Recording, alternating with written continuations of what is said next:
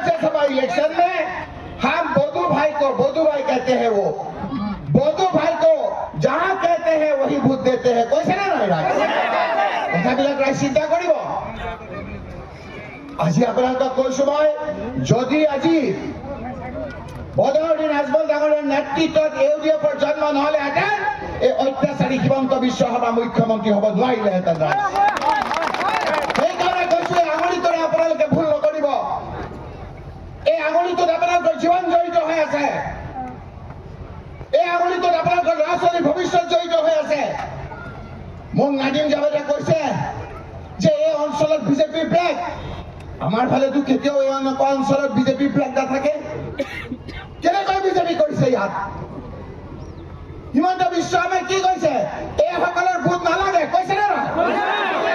কি বুলি কৈছে? এইসকলৰ ভোট ভোট নালাগে বুলি কোৱাৰ পাছত নিৰজ্জভাৱে ইয়াত এনেকে ফ্লেগ লগাই ঘূৰি ফুৰিছে ৰাইজ। সেইকাৰণে মই এইসকলক কৈছো, এতিয়াও সময় আছে। আপোনালোকে ইয়াত ব্লক কংগ্ৰেছৰ সভাপতিৰ লগত আপোনালোকে যোগাযোগ কৰক। ইয়াত আপোনালোকে কিদুৱাইৰ লগত যোগাযোগ কৰক।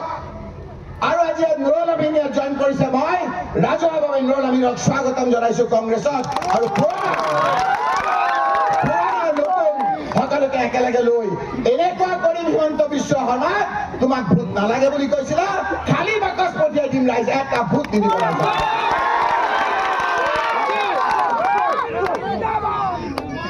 আমি যেতিয়া বিপদত পড়ো, যেতিয়া আমাৰ এক্সিডেণ্ট হয়, তেতিয়া 108 মাতো, হয়নে নহয়?